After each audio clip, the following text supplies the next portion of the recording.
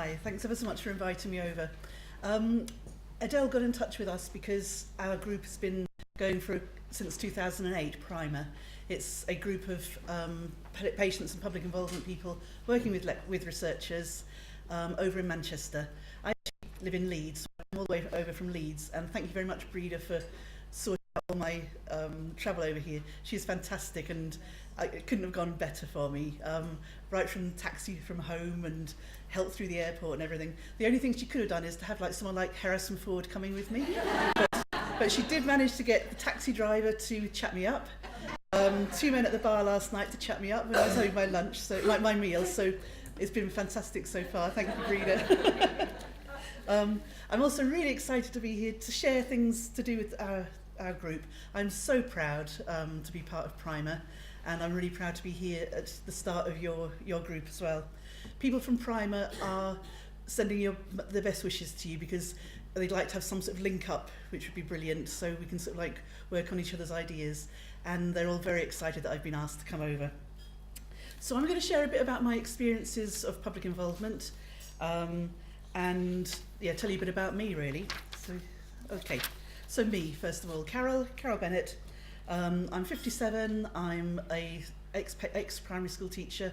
I had to give up work a couple of years ago when I developed multiple sclerosis quite a few years ago. Then I got epilepsy, fibromyalgia, low thyroid, eczema, all sorts of other things. And as you get older, you get more and more of these conditions. And they're not just one thing on their own. They're a whole, they all interact with each other, and so they affect your whole life. And I've had some fantastic health experiences and some really, I hope you don't mind me saying this, really crap experiences. And I think that's partly what got me involved in wanting to see what I can do to make things a bit easier for me and perhaps for other people. But being selfish, I wanted it for, so that I didn't have to go through some of the bad things that I've been through. I was also a young carer for my mum many years ago. She had MS as well. And so I've got sort of quite a good experience of different things. And so how I got involved. I came into it by accident. I was working at the time, I used to be a teacher, and then I had to stop that because before I found out about the MS, I was getting really, really tired, and so I couldn't work with 5 and 6 year olds anymore. So I did a part-time job with the council, Leeds City Council, and at the same time, my boss found out that I had MS. I was very open about it, but I was diagnosed with it after a few years, and she turned in to be the boss from hell, and she took such a dislike against me and was very prejudiced, and for some reason she couldn't cope with me having MS, even though, I walk with a stick now. I didn't then. I could do everything that I did before, but in her head she thought, no, she's hopeless now. At the same time, there was the equality team over there in the council. They have all these policies. At the same time, they decided to do a campaign saying that people with disabilities can do as good a job as other people. Well, great, I thought, I'm going to show her that I can do this. So when they asked me to be part of it, I thought, yes, even though my disabilities were hidden at the time, I didn't look any different to anyone else. And so I took part in this. At the time, I was working for this place called Conference Leeds, which is for people who wanted to trying to get people to bring their conferences and meetings and things to Leeds. And so we'd meet up with the clients. So like Adele and Breda, we'd meet up with them, sort out the hotels and stuff, or the meeting room, find out what they needed and so on, and try and get them to come to Leeds. So this is making me laugh already. The campaign, they were going to take a photograph, a little bit of writing about yourself, and have these photographs up in all the city council buildings. So they met with me. I said a little bit about myself. I had my photographs taken. I had my clipboard here, my friendly face on, and trying to look professional. And then I didn't really hear anything more about it. And the first thing I knew that the posters and things were out was I walked into Leeds Town Hall. There's this life-size poster of me. I'm a big person, so it's a huge poster. And not just my picture, but the little bit of writing about me. It said, "Hi, I'm Carol. I meet with my clients in hotels and other places." And I ask them what they want. So I just sounded like a complete prostitute. And that just made me think you've got to involve people right from the start all the way through. You know? So that was my introduction into public involvement. So you can see why I was laughing now. And this life-size picture. Anyway, after that I got involved with the MS Society, and I saw an advert to say, would anyone like to be a research buddy? And so it's someone who would work with the researchers through their research. And I thought, that'd be brilliant. And I mean, it's so long ago now, it's awful, I can't remember what the research was about. But I met up with the researchers near the beginning of their research, and then we met up every couple of months. And there were a few of us doing it in different projects. And that was fantastic. And they really seemed to take on board things that I was saying, and things that they hadn't thought of. It was obviously to do with MS. And so although they knew all the things about MS, tiredness, fatigue, pains, all this, that and the other, actually talking to someone, having someone involved in their research meant them that, as well as knowing it, they actually put it into practice, which was amazing. Places like the MS Society are really good. There's some charities that are taking a bit longer to get on board, but the MS Society is one of the first things that I think that did take it on board, the public involvement. And when I first got involved, they were very much, they'd gone from like looking for a cure for MS, which everybody wants, to the symptom management. So trying to get rid of the pain, trying to get so you sleep well, the continence, the swallowing and things. And now they've got medication and things for those sort of things. They've now gone back to the cure, and which obviously we all want. And now that we can cope with our daily lives a lot better, that's what the focus is going on. So they really did listen to people like myself, to how to do the research. Not how to do the research, what we wanted being done, okay? I've now gone on to lots of other different things as well, and it's partly that you get your name heard. Someone says, oh, I saw you at such and such, or I saw you at that meeting, would you be interested in this? And because I've got the time now, because I'm not working, yes, I'd love to be involved, and I feel like I'm being useful as well then. But also I see opportunities in magazines and the publicity and stuff, so I go on, I apply for things myself. So I've said a little bit about why I got involved, and my life changed completely when I was told to retire. I didn't choose to. I look good. I look good. I don't. I look okay today, but some days I can't get out of bed. Some days I can hardly talk.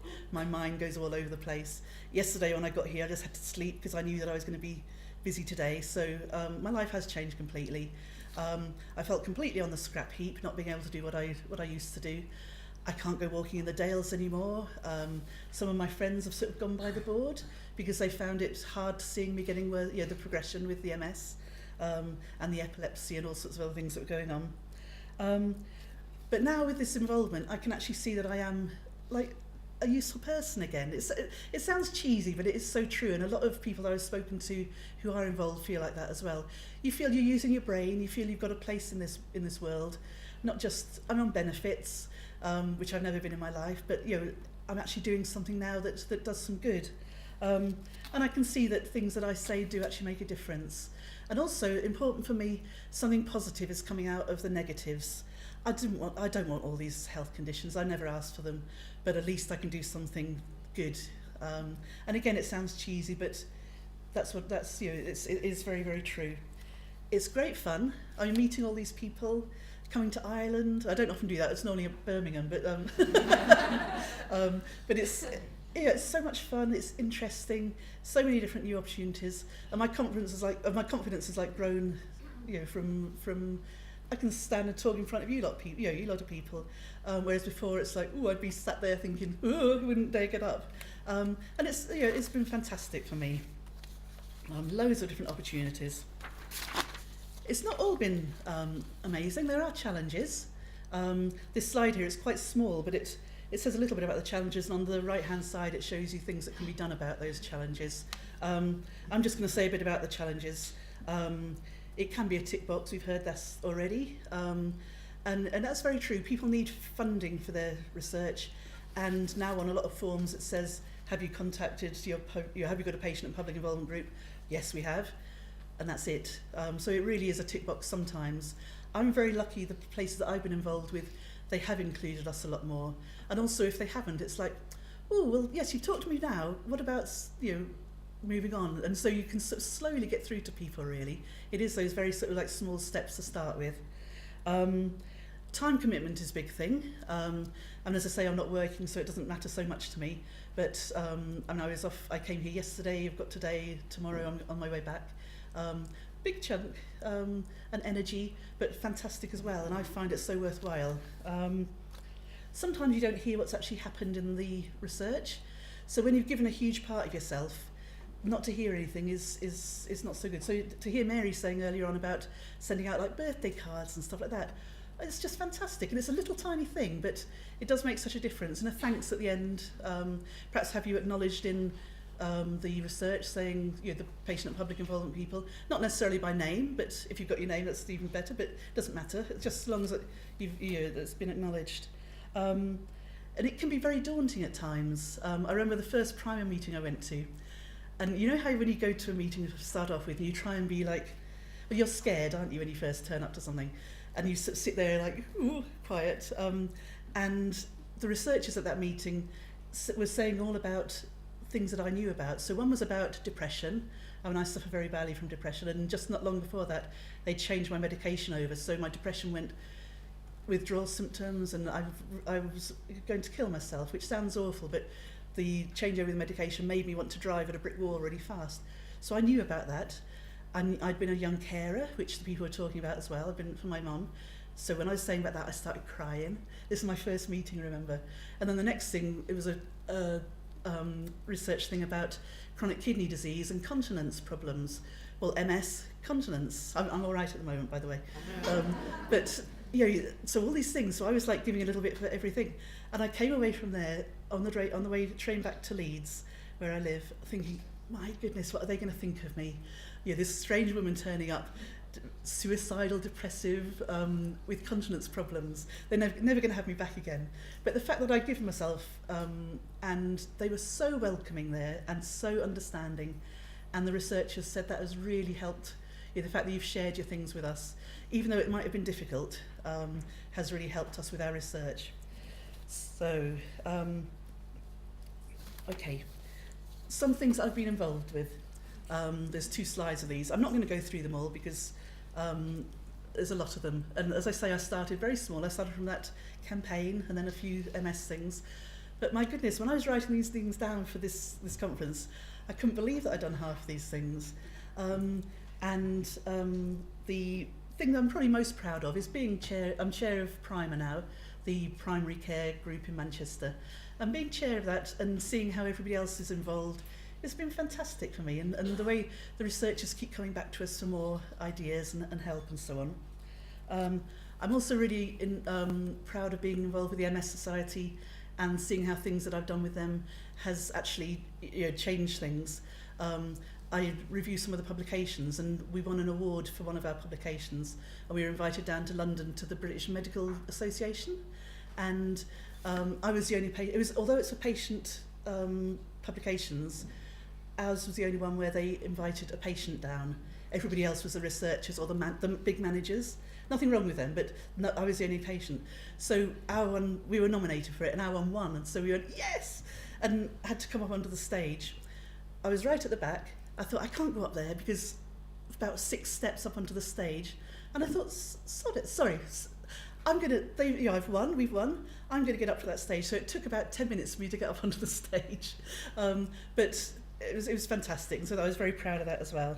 And also I went to a pressure ulcer conference once. Our mum had pressure ulcers really badly when we were young. I didn't know anything about them. It was 100 years ago, this, but when we were teenagers. But our mum had pressure ulcers. She used to lie in bed. She couldn't walk, talk, move, do anything. So she'd lay in bed. I didn't know you had to turn her. None of the staff told us things like that. Didn't know you had to care for things like that. So I was saying this at the conference, and things haven't changed. They have in some places, but not in others. And apparently I couldn't see because all these lights were on me, and all the people in the audience were crying, and the managers came up to me afterwards and said, we're going to completely change the way we do our care now because of that. And my goodness, the honour, I did that in honour of my mum. and yeah, that was just fantastic. I felt so proud of that, again, something good had come out of something so awful. Okay, so a slide here about primer. It's 5 minutes. It's a very tiny slide. There are posters outside on the signing in table. It was formed in 2008, and we've now got 19 members. We're not all, we don't all go to every meeting. They meet every sort of 6 to 8 weeks. Some of us go. I started off as a corresponding member, so I just did emails. Then when I was, now that I've got the time, I go along to the meetings. It's a wide range of people, very wide range, which is really good. You often get people who are white, middle-aged, middle-class women like me. Not such a big range of people, and so although I can do a good job, it's good to have a range of people too. So we discuss with researchers at the thing, and we run seminars and stuff. And again, it starts small, but over the years we've grown bigger. We get our expenses on the day, we get involved with different projects, we look at new ways of working with researchers and so on, and we also evaluate our work, which I think is really important. Thanks. A couple of little quotes from people who are members of Primer. So Angela, I'm not going to read it out, she says we're all patients, or we know people who are, or family members who are, and how important that is to know what's going on and what can be done, in the future. Next one is from Ailsa, who was one of the former founder members and also the previous chair, saying how great it is to be able to make a difference. And every day there's things on television about cures for different conditions. They're not always true, are they? I had the taxi driver yesterday said to me, I know about a cure for MS. Well, yes, thank you, but it's not. So it's good to be able to question that. There's Stephen, who's another founder member, and he's saying it's great to have such a wide range of people involved. And thinking of ways to attract different people as well, where you advertise for them to come, not just the same people. And then Simon, who is our youngest member, and he's I think 19, 20, and he knows all about things like IT, so he's into social media and stuff, so we're going in a different direction there with that. And then Claire, who is our person like Adele in Manchester, and she's set the group up with the researchers and with other people, and she's saying it's vital to get backing from above, and so the whole department in Manchester are really, now that they've seen the good things that we can do, yes, we want Primer to be involved, and so they send their researchers to us every time now, and there's a queue of people waiting to talk to us at meetings. So it's vital to get that backing. Start small, and then you can grow big. You started big already, it sounds like here. It's not just tiny steps, it's like those giant steps of mankind, I think, with things that Adele and Breda set up. The next slide says about why public involvement is good for researchers. Someone said a lot about that earlier on, the funding. Sometimes it's not always what people want the research on. I've spoken to some researchers who are they're very clever people, but very tunnel visioned. Whereas I know what I want. I'm the expert in my condition, and I know what would help me really to be researched. We can help members get people onto trials, so we know where to advertise things. We know how to sort of like entice people into the trials, sort of things. Just ways that we'd word the patient participation leaflets and things, rather than medical speak or research speak, plain language. We've heard about the jargon and things already. So researchers and patients of public have both got a lot to give. The last couple of slides are just some resources. So there's, sorry, I'll miss that one out here. So things like Involve we've heard about already. It's a government department, helps set up groups like this, and it's got advice for researchers and the patients and public, and case studies and things like that. There's a Primer website which is being revamped at the moment by our super duper new young whiz kid, and then there's things like healthtalk.org. You might recognise someone on that right-hand picture. I was asked to be involved for talking about my mum, talking about my mum and my MS, and so I'm actually on the Health Talk thing. take your tissues if you look at that, because it's quite sad going through my life with that. And then things like the MS Society, which I've mentioned, and I've actually got a blog on that, which I can't believe it's 57-year-old me doing blogs and stuff. So that's a whistle-stop tour now of my journey into patient public involvement, and starting small, growing bigger, and it's been fantastic. So good luck with your group here and the work that you're all doing. And I would urge researchers, patients, public carers to become involved in it. It is fantastic, it really is. And feedback from everyone I know has just said what a brilliant thing it is to do. So the last slide just says keep in touch. So there's my details, and Claire, who's the Manchester person. If anyone wants to get in touch for questions and things like that afterwards, you're more than welcome. Thank you.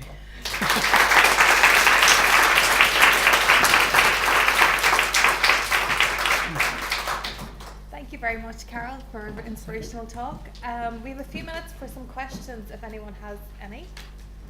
I thought I could talk, but then hearing the Irish people this morning, they can talk as well as me, so I don't feel too bad now. Any questions?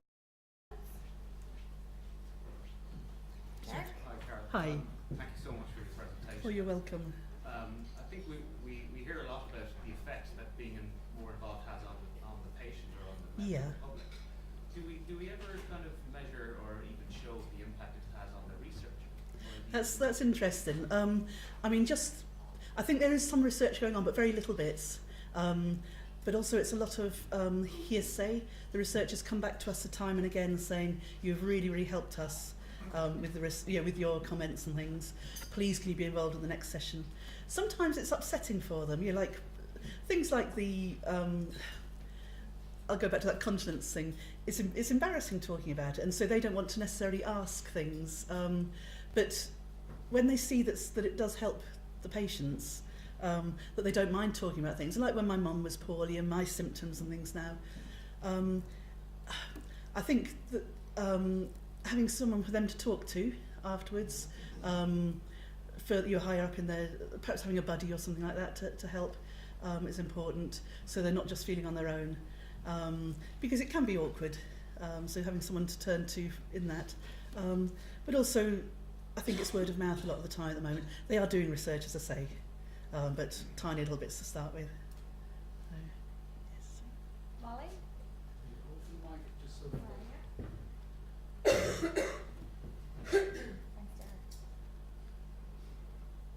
Thanks very much, Carol. Oh, you're Absolutely welcome. brilliant and fair play to you. I'm just wondering, Carol, in terms of, I've been involved in some studies where we've trained public members in research methods, Yep. which sounds terribly tedious.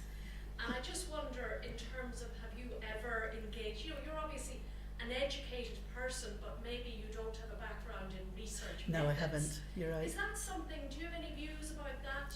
You've obviously engaged in a number of research teams. Yeah. And I'm wondering, do you think that that's something that would be useful to enhance public engagement, or are we kind of just barking up the wrong tree? I think sometimes it would help. I mean, certainly with that jargon things, that it would help not to have all the jargon, not to know roughly.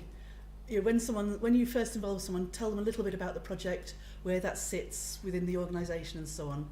You don't necessarily need to know everything that you go through, and I've picked things up as I go along. Which someone else said earlier on, it's not Joe Public. What's the word? Joe, whatever you use in Ireland. That one. We say like Joe Public. It doesn't matter if you pick things up along the way, so long as you keep being focused that you are just a person as well. We are involved in training from Primer. We've set up some training courses ourselves for researchers, for managers and so on, of things that would be helpful. So we can certainly, on the website it shows you things about that, so you can certainly log in that and find out some things to do that might help. But I don't think it really matters. Yes, it's good to have some background, but not necessarily particularly. Right. I don't think we have any time for any more questions, but if you would like to pick it up afterwards, maybe at lunch or in the forum this afternoon. Yeah. I'm gonna go down the step. It's not just me that makes it creak. You Adele did it earlier and it creaked with her too. Just watch yourself there.